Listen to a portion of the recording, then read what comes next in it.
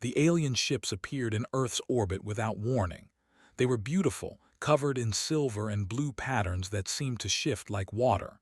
Admiral stood on the bridge of the Indomitable, watching the vessels approach. His jaw was tight. His eyes were cold.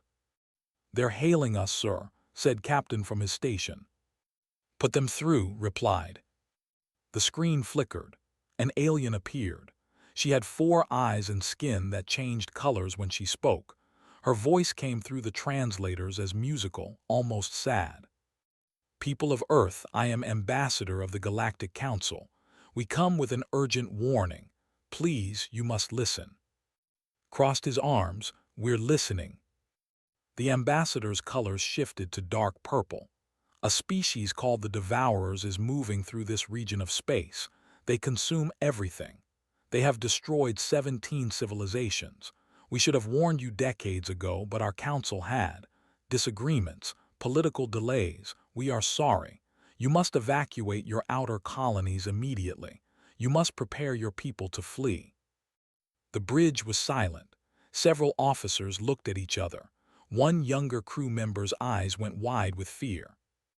His expression didn't change. "When did you plan to warn us?" 50 years ago, admitted. Her colors turned gray with shame. "But the vote was delayed. Some council members didn't believe humans were advanced enough to receive the warning.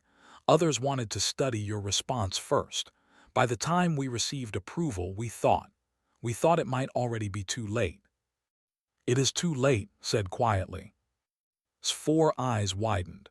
Then you've already encountered them. We will help evacuate your people. The council has refugee ships ready. How many survivors do you have?" "You misunderstand," said. "Come aboard, we need to talk." An hour later, Ambassador and 3 other council members stood in the briefing room. Dr. Park, Earth's chief, was already there. She was young, with sharp eyes and a tablet in her hands. The aliens looked nervous. Activated the holographic display. Images appeared in the air. The aliens gasped. 7 years ago, began, the Devourers attacked our colony at Station. 3,000 people lived there. Families, children, scientists. The holograms showed the attack. Massive organic ships, like flying creatures made of teeth and claws, tore through human vessels. The station burned. "They killed everyone," continued. "Every single person." His colors turned black.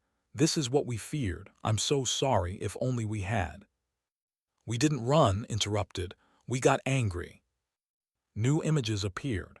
Human warships, sleek and deadly, hunting the Devourer ships through deep space. "We tracked them, followed their trail across 3 star systems. We found their breeding grounds near the belt." The holograms showed human soldiers in armor, fighting inside massive organic structures. The battles were brutal. The aliens watching looked sick. "We captured 12 of them alive," Dr. Park said, speaking for the first time. Her voice was calm, clinical. "We studied them, cut them open, learned how they think, how they communicate, how they breed." She pulled up images that made the council members step back. Devourer bodies on examination tables. Human scientists in white coats taking notes. You dissected them," one alien whispered. "We had to understand our enemy," replied. "We learned they share a hive mind. They communicate through biological radio waves. Once we understood that, we built jammers. Then we built something better." Brought up footage of a recent battle. Human drones, small and fast, flew into a Devourer swarm. The Devourers suddenly turned on each other, attacking their own ships. "We can hack their hive mind," explained. "Make them see their own kind as enemies. Make them destroy themselves." Was shaking. "How many have you killed?" "We've destroyed 14 hive clusters," said. "Approximately 300,000 Devourers. We're not done." 300,000, another alien gasped. That's genocide." "That's war," corrected. "They started it, we're going to finish it." The council members looked at each other in horror. Colors shifted rapidly, showing her panic. "You don't understand," she said. The Devourers are supposed to be unstoppable. Every civilization that fought them lost. The only survival strategy is to run and hide. That's what the Council has done for 200 years. We relocate species away from their path. We don't fight them. Why not? Asked. Because they're too dangerous. Because fighting them means losing everything. Or winning everything, said coldly. You came here to warn us about monsters. Ambassador, you're 50 years too late. We already met the monsters, and we became something worse. Looked at the images still floating in the air. Human weapons, human tactics, human brutality. What have you become? She whispered. Survivors, answered. Survivors who learned that the galaxy is full of things that want to kill us. Survivors who learned that nobody was coming to help us, so we helped ourselves. Walked closer to the aliens. You wanted us to be afraid of the Devourers. We were, for about 3 days. Then we got over it. Now the Devourers are afraid of us. That's impossible, an alien said. The Devourers don't feel fear. They do now, said with a small smile. We've intercepted their communications. They've been warning each other about us, about the death bringers from the blue planet. They're learning to avoid human space. Sat down heavily. Her colors were pale, almost white. We came to save you, she said quietly. We thought we'd find desperate refugees. Instead we found, what, conquerors? Protectors, corrected. We protect what's ours, and we remove threats permanently. The Devourers are a threat, so we're removing them. The Council will never approve this, said. There are laws, rules about warfare, about extinction events. Your laws didn't protect Station, said, his voice hard. Your rules didn't save those 3,000 people. Your council spent 50 years debating while we were dying. We don't need your approval, Ambassador. We're just being polite by telling you. The room was silent except for the hum of the ship's engines. The aliens looked at the humans. The humans looked back, their faces hard and unforgiving. Finally stood up. I need to report this to the council. Of course, said. Tell them we said hello, and tell them something else. What? Tell them that if there are any other species out there planning to attack Earth, they should reconsider. Because we've learned our lesson. We've learned that we're alone. We've learned that we have to be strong enough to face anything. And we've learned that the best defense is to make sure your enemies can't ever attack again. And her team left the briefing room in silence.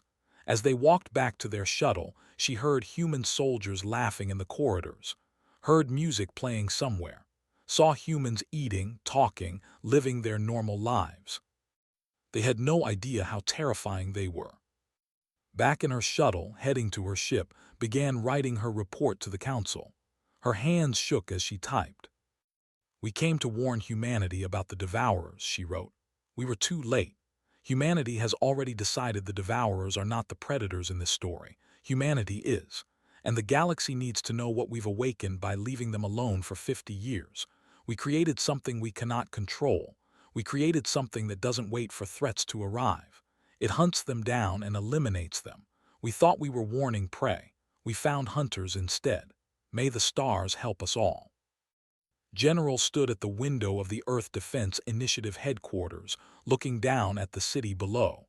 Behind her, Ambassador and her team waited nervously. 3 weeks had passed since their first meeting. The council had sent them back to learn more. What they learned was giving them nightmares. You asked to see our defensive preparations, said without turning around. Her voice was flat, emotionless. I'll show you, but I warn you, Ambassador, you won't like what you see. They took a shuttle to a facility built inside a mountain in Korea. Armed guards checked their identification 3 times. Sealed doors opened with heavy sounds. The air inside smelled like metal and chemicals. Dr. Minubei met them in the main laboratory. He was thin, with tired eyes and hands that never stopped moving. He smiled when he saw them, but it wasn't a friendly smile. Welcome to Lab 7, he said. This is where we make the future. The laboratory was massive, stretching deep into the mountain. Hundreds of scientists worked at stations. But what made the aliens stop and stare were the tanks. Huge glass tanks filled with green liquid. And inside the tanks, floating like nightmares, were devourers. "You said you captured 12, whispered. "These are clones," Minu finished. "We've bred 200 from the original specimens. We keep them sedated, we run tests, we learn." One alien looked like it might be sick.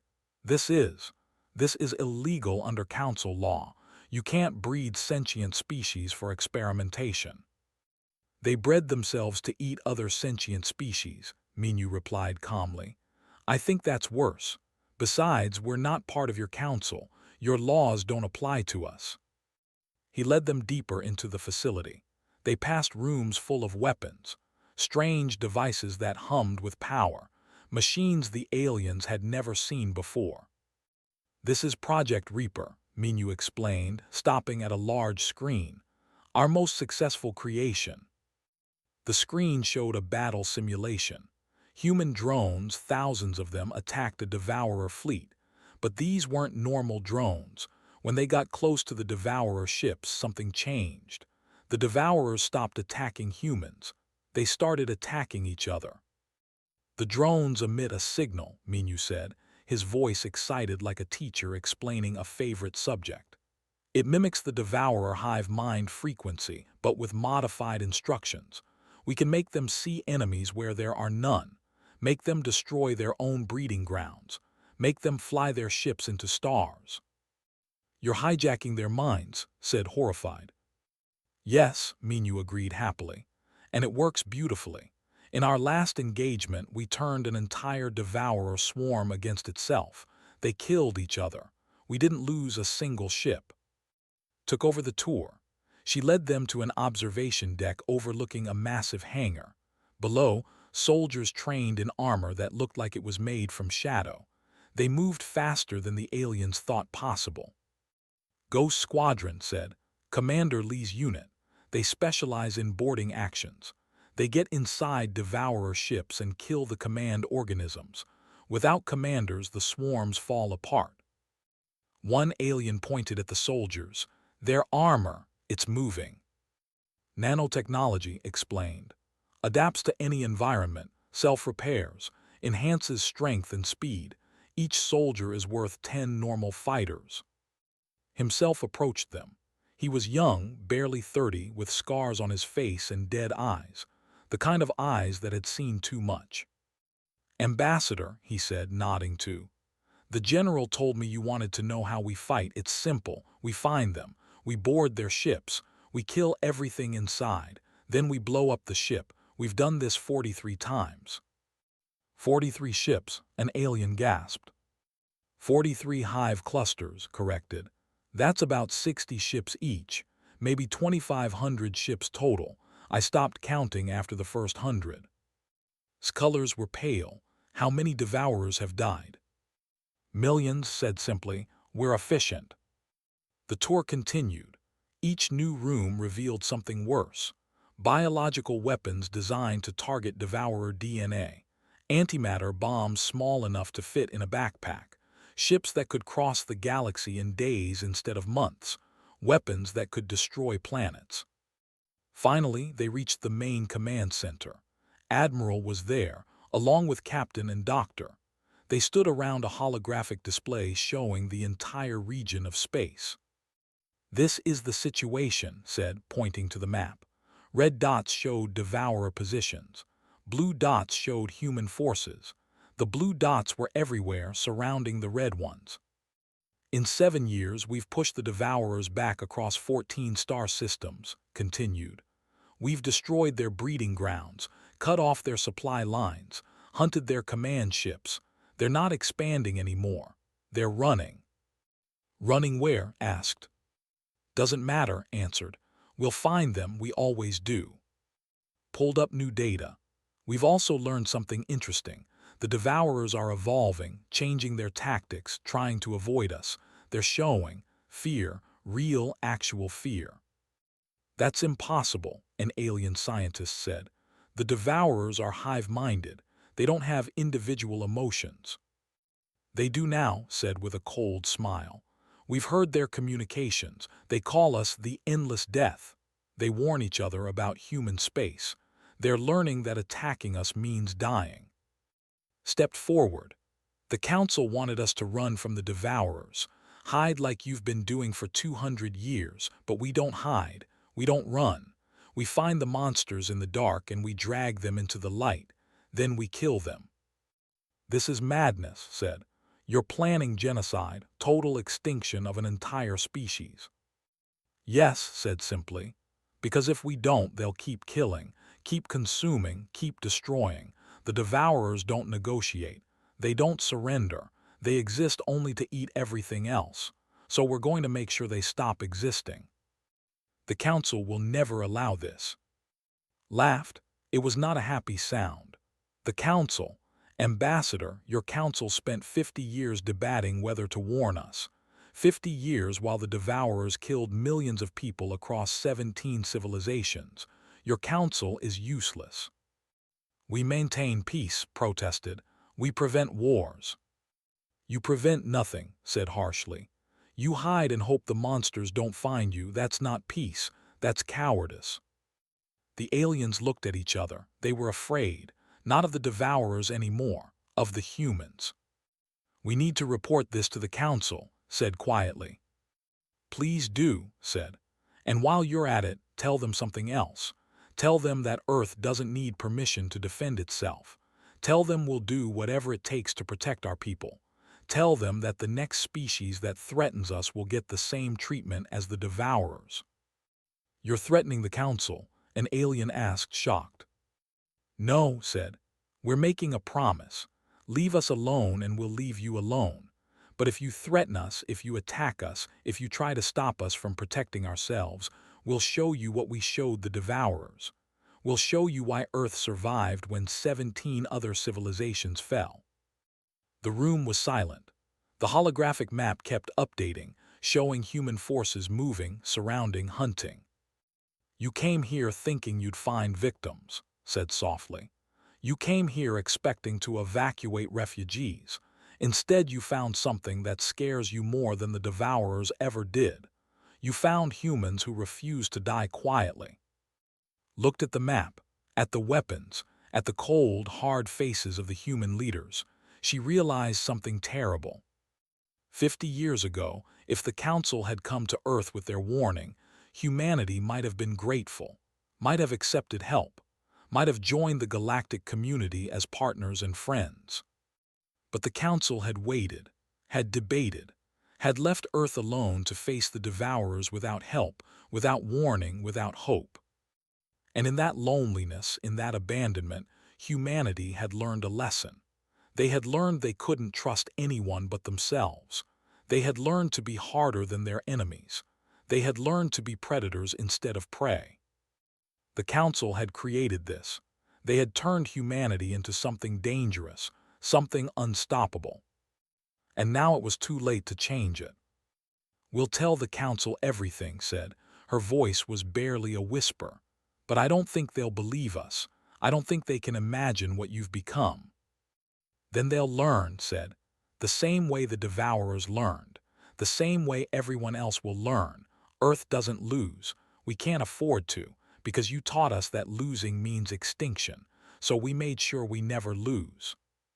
The aliens left Earth that day knowing they had witnessed something terrifying. A civilization that had been pushed to the edge and instead of falling, had grown teeth and claws. The galaxy would never be the same again.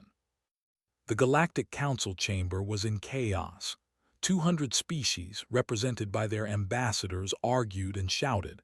Some were angry, some were afraid. All of them were talking about Earth. President Sumi watched from the visitors' gallery. She was calm, her hands folded in her lap. Beside her stood Director Han, head of Earth's intelligence network. He whispered updates as the Council fought among themselves. The vote is splitting, said quietly. 37 species want to sanction Earth. 42 want to leave us alone. The rest haven't decided. And the ones who want to stop us, Sumi asked. They're organizing, talking about a coalition fleet. They think they can force us to stop hunting the Devourers. Sumi smiled slightly. Let them try. On the council floor, Ambassador was speaking. Her colors were dark with worry. I've seen their weapons, she said. I've walked through their laboratories. Earth is not like us. They don't think like us. When they see a threat, they don't hide. They destroy it completely. Totally. They're planning to make the Devourers extinct.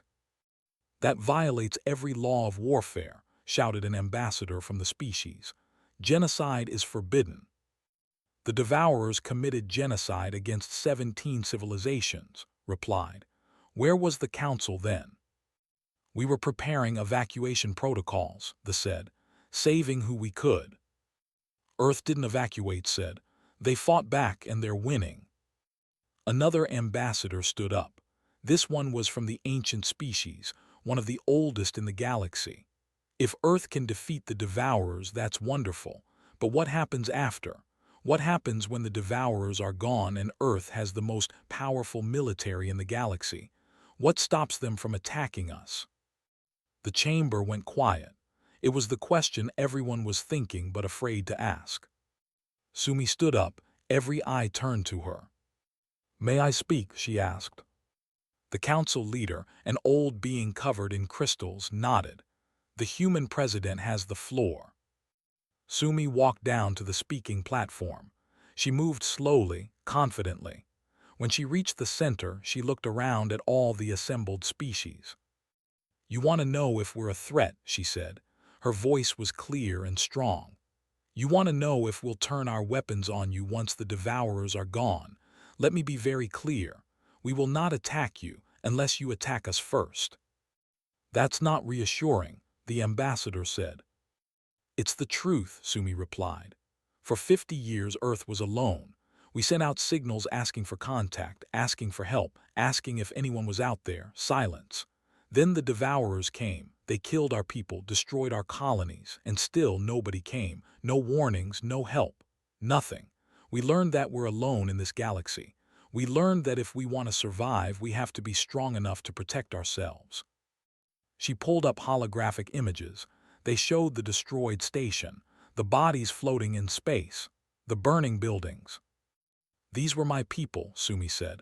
3,000 men, women, and children. The Devourers didn't care. They just wanted to eat. And where was the council? Where was the galaxy? You were debating, voting, discussing, while my people died. Some ambassadors looked away. Others shifted uncomfortably. So yes, Sumi continued, we built weapons, powerful weapons, scary weapons, because we had to, because nobody else would protect us, and now you're afraid of us. Now you want to stop us. But ask yourselves this, if we wanted to conquer the galaxy, why haven't we? We have the weapons, we have the ships. We could have started attacking you months ago, but we haven't, because we're not conquerors, we're survivors. For now, the ambassador said, but power corrupts. Today you say you're peaceful, tomorrow you might change your minds. Before Sumi could respond, alarms started blaring. Red lights flashed throughout the chamber. The council leader stood up, their crystals vibrating with stress. What's happening? They demanded. A technician ran in. A council enforcement fleet has moved to blockade Earth. 300 ships.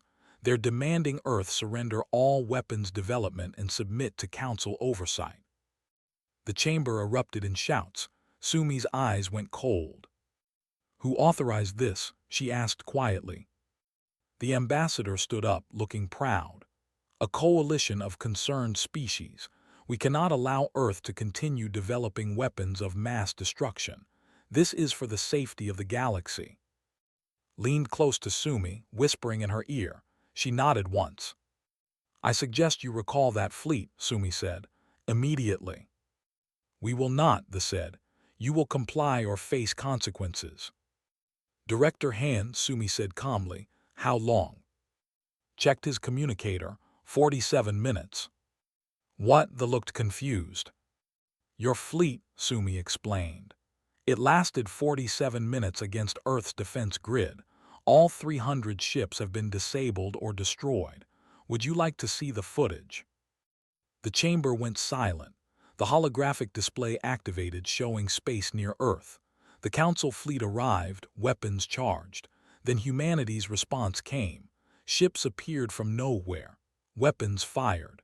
The Council fleet tried to fight back, but it was like children fighting trained soldiers. In less than an hour, it was over. Lieutenant's voice came through the recording. She was the pilot who had led the defense. Council fleet, this is Earth defense.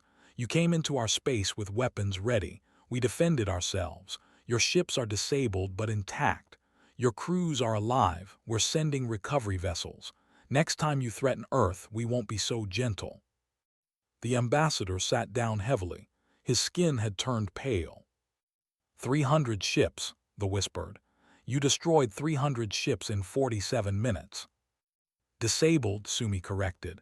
We could have destroyed them. We chose not to because we're not monsters, but we will defend ourselves, always. Stepped forward. While we're sharing information, the Council might want to know something else. Earth has been preparing for this conversation for years. We've been studying every species in the Council. We know your military capabilities, your weapons, your tactics. We have plans to counter each one of you if needed. That's spying, someone shouted. That's intelligence, replied. And it's necessary, because clearly some of you see Earth as a threat to be eliminated rather than a partner to be respected. Stood up, her colors shifting rapidly. This is madness. The galaxy is tearing itself apart. Half the Council wants to attack Earth. Half wants to ask for protection from the Devourers. We're fighting each other instead of working together. Then stop fighting, Sumi said. Accept that Earth is strong. Accept that we will protect ourselves. Accept that we're not going to follow rules made by species who left us to die. We'll fight the Devourers because they're a threat to everyone, including us. But we'll do it our way. And what is your way? They asked.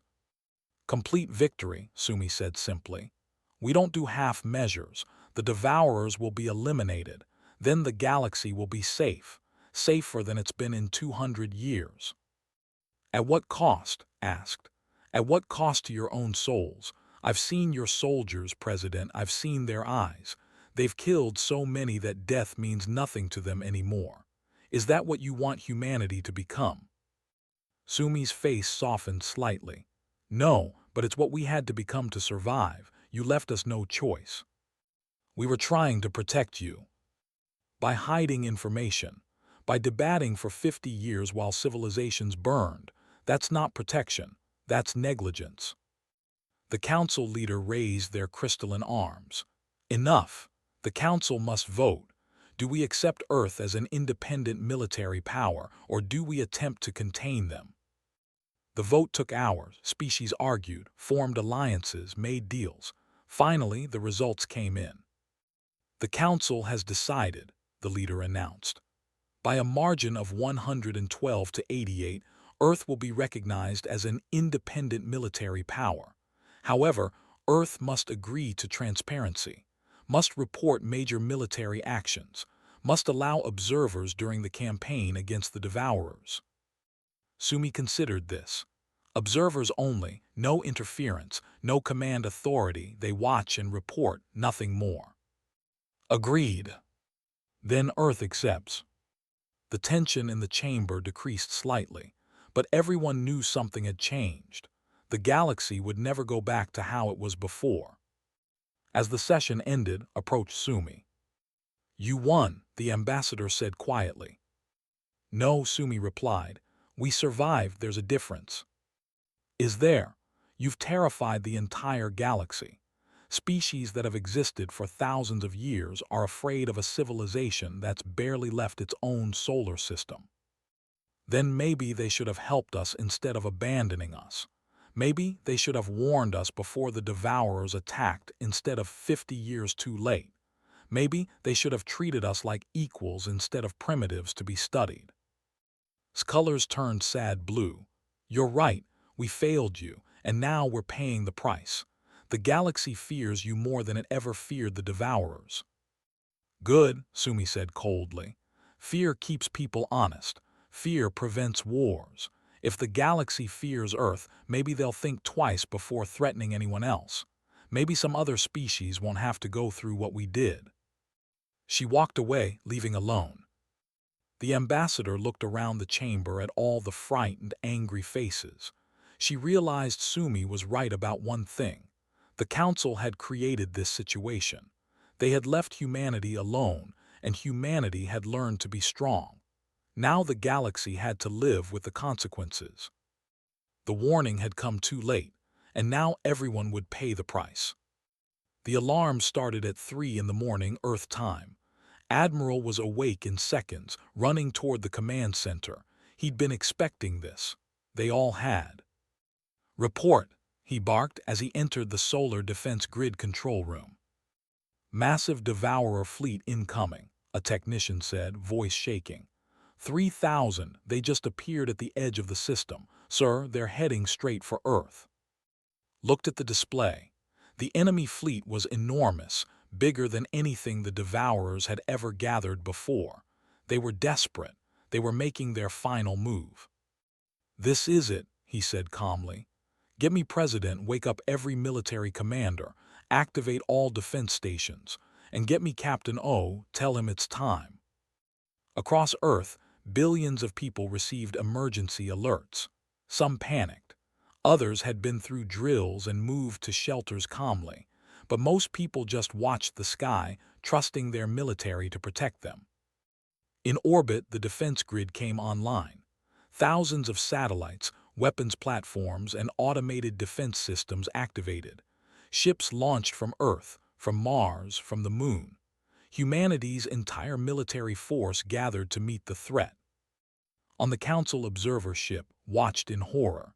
"This is suicide, 3,000 ships. The Devourers are throwing everything they have at Earth." "Finally," said beside her, he'd been assigned to explain Earth's response to the observers. "We've been waiting for them to gather their full strength. Now we can end this once and for all." "You can't be serious. That fleet could destroy entire star systems." "Watch," said simply. The Devourer fleet crossed into Earth's defensive perimeter. They fired first, sending millions of biological projectiles toward the planet. The projectiles looked like living missiles, teeth and claws and hatred given form. Earth's response was immediate. Point defense systems opened fire. Lasers, plasma cannons. The space between the fleet and Earth filled with light and explosions. Most of the biological missiles died before getting close. But some got through. They struck the outer defense platforms, ships exploded, people died. Then the Moon opened fire. Stared in disbelief. What is that?" "Project Nightfall," said. "We've been building it for 6 years. The entire Moon is a weapon." The Moon's surface split open in a dozen places. Massive cannons emerged, each 1 kilometer long. They charged with blue energy that hurt to look at. "Those are singularity accelerators," explained. "They create miniature black holes and launch them at near-light speed. Watch." The cannons fired. Blue streaks crossed space faster than thought. When they hit the Devourer fleet, ships simply ceased to exist. Not destroyed, not exploded, just gone, pulled into temporary black holes that collapsed microseconds later. In 30 seconds, half the Devourer fleet was dead. The survivors tried to retreat, but humanity wasn't letting them go. Human ships surrounded them, cutting off escape routes. The battle turned into a slaughter. "This is genocide," whispered. "This is mass murder." "This is war," replied coldly. "They came to destroy Earth. We're making sure they can't try again." The battle lasted 3 hours. When it ended, not a single Devourer ship had escaped. 3,000, millions of individual Devourers all dead. Space around Earth was filled with debris and bodies. The Council observers were silent. They'd never seen such complete destruction, such absolute victory. But wasn't celebrating. "Get me Captain O, is his team ready?" "Ready and waiting, sir," came the reply. "Send them in, finish this." Captain O stood in the briefing room of the S. Prometheus. the most advanced ship in Earth's fleet. Around him were 50 soldiers, the best humanity had. They'd volunteered for this mission knowing they might not come back. "Everyone knows the plan," said. His voice was calm, but his eyes were hard. "We've located the Devourer home cluster, the central breeding ground, where they make new swarms, new soldiers. We're going to destroy it." He pulled up a hologram, a massive organic structure orbiting a dead star. It was huge, bigger than Earth's moon, pulsing with sickly light. "Intelligence says this is where their queen is, the central mind. Kill her and the entire species loses coordination. They'll break apart into individual swarms, easy to hunt down and eliminate." "And the Genesis bomb?" one soldier asked. His face darkened. "We plant it at the core, set it for maximum spread. When it goes off, it will rewrite matter at the quantum level. Everything within 100 light years will be affected. The Devourers there, their breeding grounds, everything. It will all become something else, something that can't hurt anyone." Another soldier raised her hand. "Sir, forgive me for asking, but isn't that worse than just killing them? We're changing reality itself." "Yes," said simply, "but it's the only way to be sure. The Devourers have survived for thousands of years. They've adapted to every weapon used against them. This is the only thing they can't adapt to, total quantum restructuring." The soldiers looked at each other. Some looked uncomfortable, others just looked tired. Dr. Song, the ship's psychologist, watched from the corner. She'd been documenting the psychological effects of the war on soldiers. What she'd found terrified her. These people had killed so many Devourers that death had become routine. They spoke about extinction like it was just another mission. They'd lost something important, something human. But nobody was listening to her reports. Victory was all that mattered. The Prometheus jumped to hyperspace. The journey took 3 days. 3 days of silence and preparation. 3 days of soldiers checking weapons, reviewing plans, trying not to think about what they were about to do. When they arrived at the Devourer home cluster, even the hardened soldiers gasped. The structure was beautiful in a horrible way. Organic towers reaching into space, pulsing veins of energy, thousands of being grown in massive pods. "There must be billions of them," someone whispered. "Not for long," replied. "Teams Alpha and Beta, you're with me. We're going to the core. Teams Charlie and Delta provide covering fire. Teams Echo and Foxtrot guard the Prometheus. If we don't come back in 6 hours, leave without us." "Sir, we won't leave you behind." "That's an order, Lieutenant. The bomb is more important than any of us." They deployed in small ships, flying toward the cluster. Devourer defenders emerged, trying to stop them. The battle was fierce. Many human ships were destroyed. Many soldiers died, but the survivors kept going. His team made it inside. The interior of the cluster was like flying through organs, pulsing walls, acid pools, creatures that looked like nightmares defending their home. They fought through it all, room by room, corridor by corridor, killing everything that moved. Finally, they reached the core. The Queen was there, massive, ancient, horrifying. She was connected to the entire cluster by thousands of organic cables. Her eyes were intelligent. When she saw them, she spoke. The translators picked up her words. "You are the death bringers," she said. Her voice was like wind through graves. "We flee from you, we hide from you. We pray to the void that you will stop, but you never stop." "No," agreed, "we don't. Why, we only do what nature made us to do. We consume, we grow, we survive. Is that evil?" "You killed 3,000 of my people," said. "You destroyed 17 civilizations. You would have killed everyone on Earth if you could. So yes, to us you're evil. Then we are not so different. You came here to kill us all, to end our entire species. Who is the monster?" Was quiet for a moment. Maybe we are. Maybe becoming monsters is what it takes to fight monsters. Maybe that's the cost of survival. He armed the Genesis bomb, Set the timer, 60 minutes. We should feel bad about this, one of his soldiers said quietly. We're killing billions. We're ending an entire species. I know, replied, but I don't feel bad. I don't feel anything. And that scares me more than the Devourers ever did. They fought their way back out. The Queen didn't try to stop them. She just watched them go, knowing what was coming. The Prometheus escaped just as the bomb detonated. The explosion wasn't visible. It wasn't fire or light. It was reality changing. The cluster began to transform. They began to change.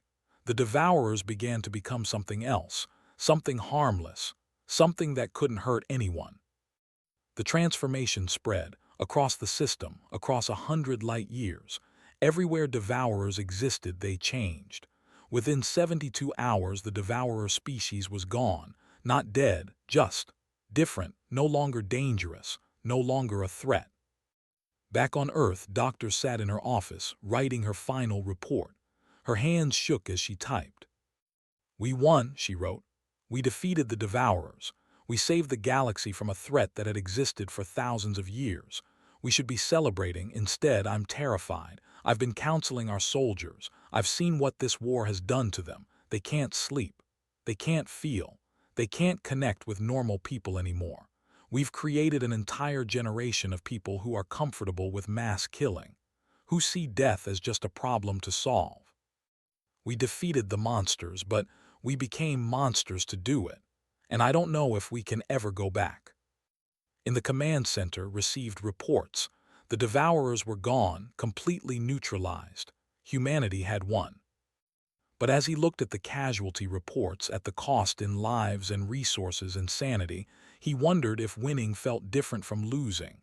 They'd survived. They'd protected Earth. But what had they become in the process? Director appeared beside him. Sir, we've detected 17 other hostile species in the galaxy, species that might threaten Earth. I'm recommending we begin observation and prepare countermeasures. Looked at him, saw the cold calculation in his eyes, the readiness to do it all again. Do it, he said quietly. And somewhere in the darkness of space, other species watched Earth with growing fear. The Devourers were gone, but something worse had taken their place. Something that didn't just survive threats, something that hunted them down and eliminated them permanently. The galaxy had a new apex predator, and it was humanity. 6 months after the Devourers fell, the galaxy was different, quieter, but the quiet felt dangerous, like the silence before a storm. The Galactic Council called an emergency summit. Every species sent representatives, but this time they weren't gathering in their usual chamber. They were meeting on Earth in Geneva at humanity's invitation. Or was it a demand? Nobody was quite sure anymore. President Sumi stood in the new hall that had been built for the occasion. It was simple compared to the council's usual grandeur, just a large room with seats arranged in circles. No fancy decorations, no elaborate technology, just function. They're arriving, Director told her. Ship just landed, so did the ambassador and about 50 others. Any military escorts? Sumi asked. A few tried.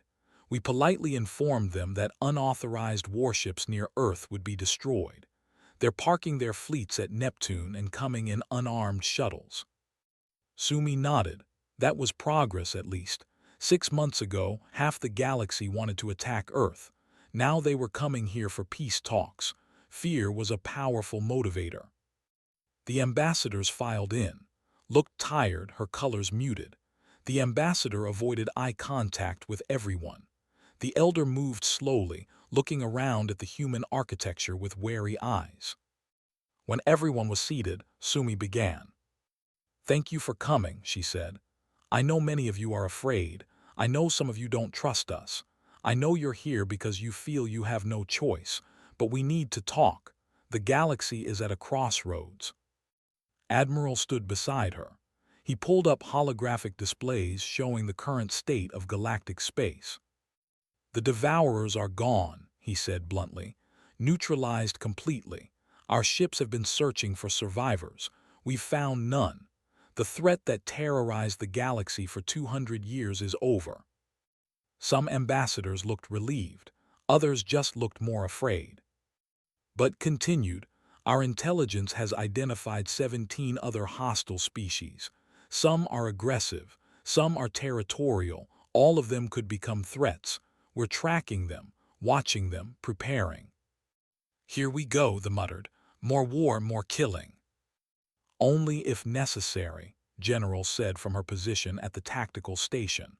"We're not looking for fights, but we're not going to wait until threats become emergencies either." Stood up.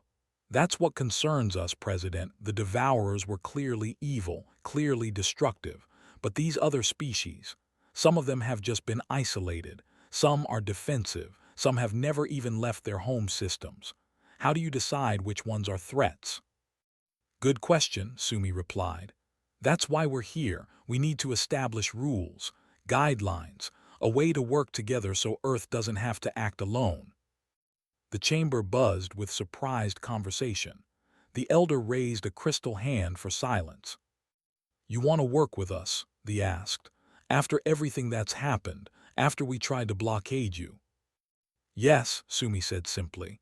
"Because the alternative is worse. Earth acting alone, making all the decisions with no input from anyone else. Is that what you want?" "No," several ambassadors said at once. "Then we need a new system, a new arrangement." Captain pulled up a document. "We're calling it the Terran Accord. It's a proposal.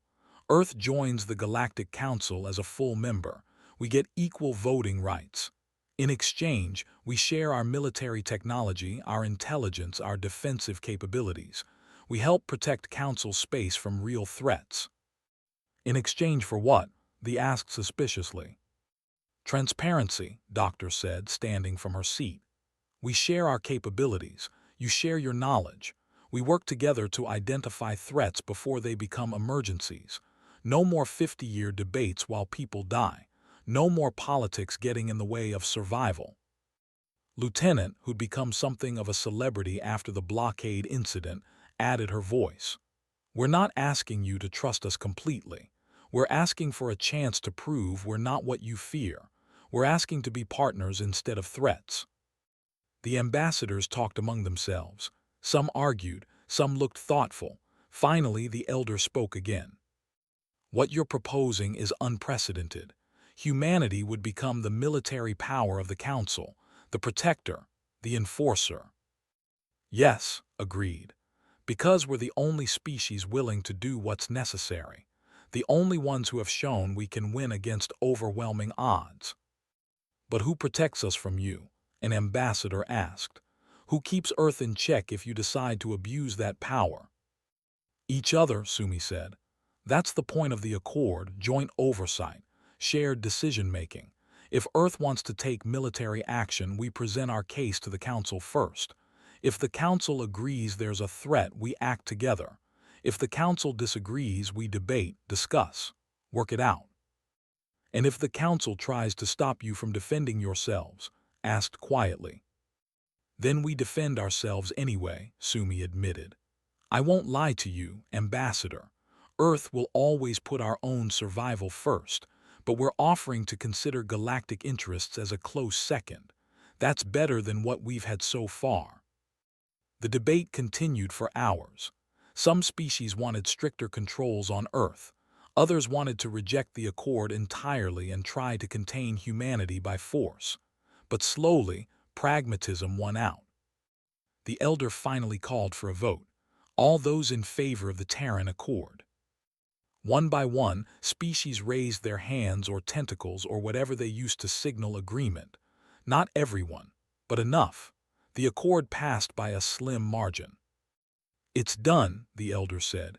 "Earth is now a full member of the Galactic Council. May the stars help us all." After the official meeting ended, found Doctor in one of the observation lounges, looking out at the city below. "You got what you wanted," said, her colors shifting to thoughtful purple. "Did we?" replied. "We got survival, we got security, but I'm not sure that's the same as what we wanted." What do you mean? Turned to face the ambassador.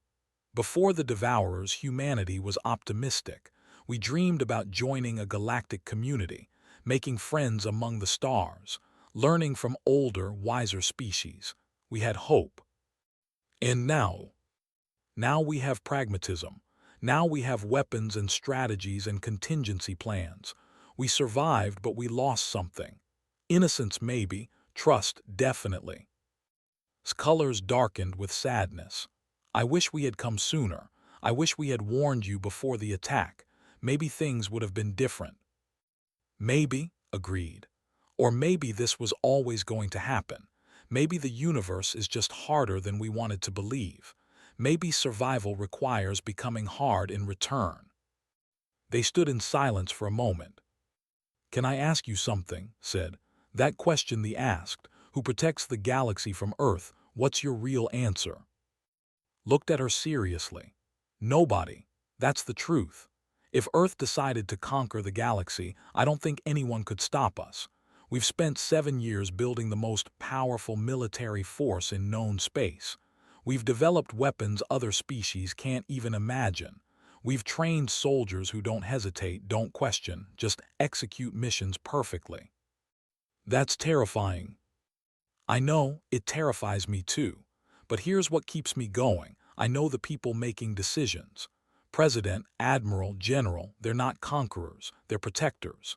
They're paranoid and aggressive and sometimes ruthless, but they genuinely believe they're keeping people safe. As long as people like them are in charge, the galaxy is probably okay. Probably. Nothing in life is certain, Ambassador.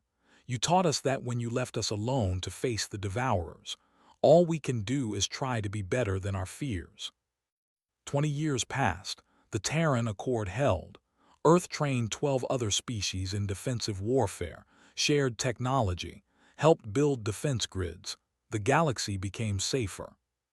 But it also became colder, more militarized. Other species adopted Earth's philosophy, identify threats early and remove them permanently. The diplomatic approach that had governed the Council for thousands of years was replaced by pragmatic aggression. Captain, now Admiral, stood on the bridge of his ship, watching a joint Earth Council training exercise. Species that had once feared each other were now working together, practicing tactics humanity had developed.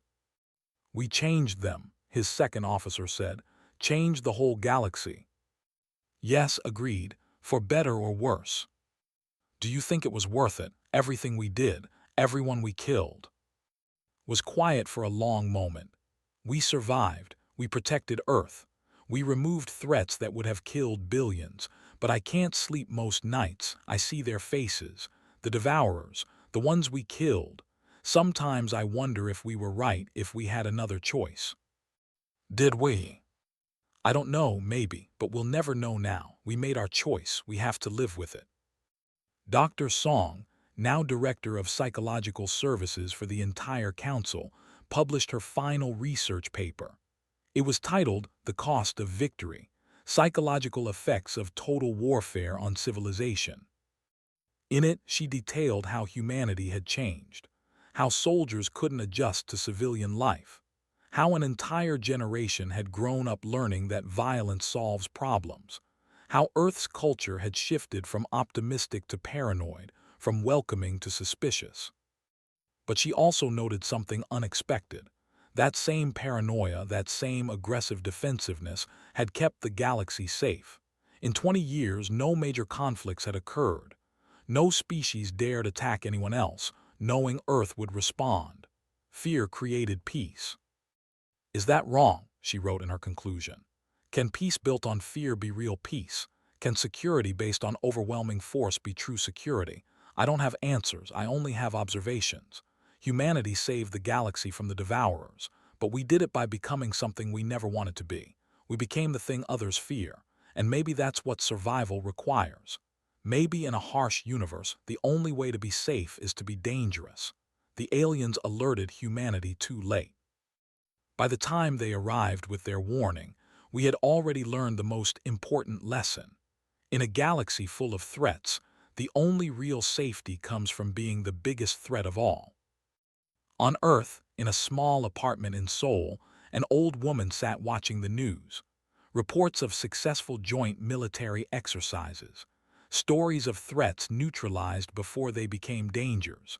Interviews with soldiers who had served in the Devourer War. The woman was Sumi, retired now. She'd served 3 terms as president and another 10 years as council director. She'd shaped the galaxy more than almost anyone in history. A journalist came to interview her for a documentary.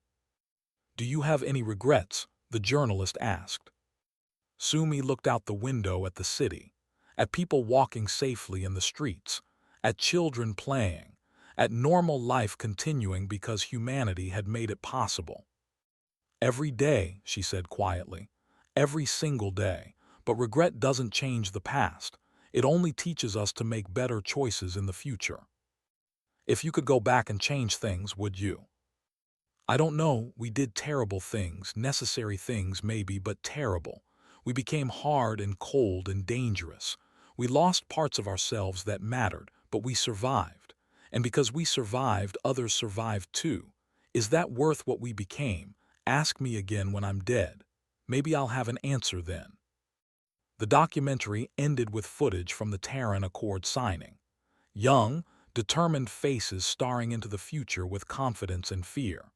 A civilization that had been pushed to the edge and refused to fall. The final narration said, "The aliens came to warn humanity about the monsters in the dark, but they came too late. Humanity had already met the monsters, had already fought them, had already won. And in winning had become something the galaxy had never seen before, a species that refused to be prey. A species that turned fear into strength, desperation into determination, and threats into opportunities. They say that what doesn't kill you makes you stronger." For humanity, that proved literally true. The Devourers tried to destroy Earth. Instead, they created the most powerful civilization in the galaxy. The warning came too late, and the galaxy would never be the same again. In deep space on the edge of known territory, human ships patrolled, always watching, always ready, always prepared. Because that's what they'd learned, what the galaxy had taught them through abandonment and silence. Stay alert, stay strong, stay dangerous. Because in a universe full of threats, the only way to survive is to make sure everyone else fears you more than you fear them. The aliens had come to warn humanity too late, and now the galaxy feared humanity's response. That fear kept everyone safe. That fear prevented wars. That fear protected billions of lives. It wasn't the future humanity had dreamed of, but it was the future they'd earned, and they would protect it no matter what it cost.